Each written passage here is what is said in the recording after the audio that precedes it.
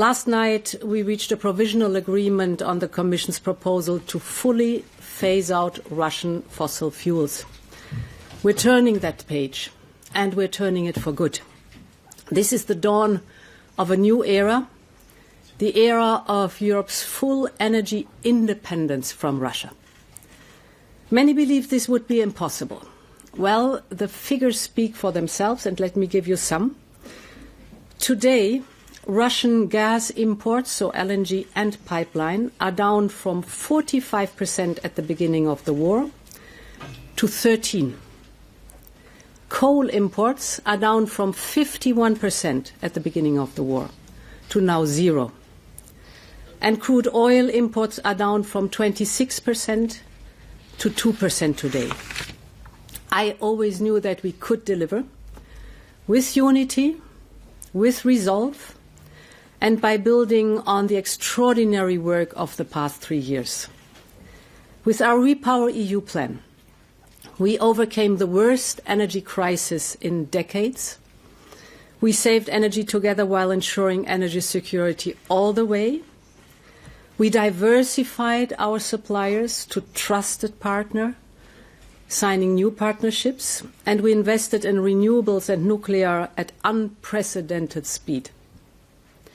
As we slashed Russian imports of fossil fuels massively, we also cut the revenues that Russia uses to wage its war of aggression against Ukraine. We were paying to Russia 12 billion euros per month at the beginning of the war for fossil fuels. Now we're down to 1.5 billion per month, still too much. We aim to bring it down to 0.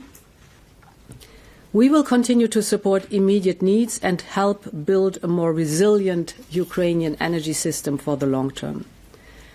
To conclude, this is a good day for Europe and for our independence from Russian fossil fuels, because this is how we make Europe resilient. This comes at a time, of course, very important, as Madam President mentioned. It is also important in the context of defending Ukraine and defending the European integrity and sovereignty. But it comes at a time that, as I has said 2 years ago, lots of LNG is coming to the market now from US, Canada, Australia and Qatar. It gives us, Europe, a room of maneuver. I will, to finish my words, we all at the IEA, we all want to get a lesson, learn a lesson from this experience in the last 50 years. The lesson we learn is not to have too much concentration of energy from one single country. This can be gas, this can be this or that, because this in the energy world, over-reliance can quickly turn into major geopolitical vulnerabilities. Today we close the taps on Russian gas. It is a historic decision. It is an unprecedented decision, but it is a necessary one.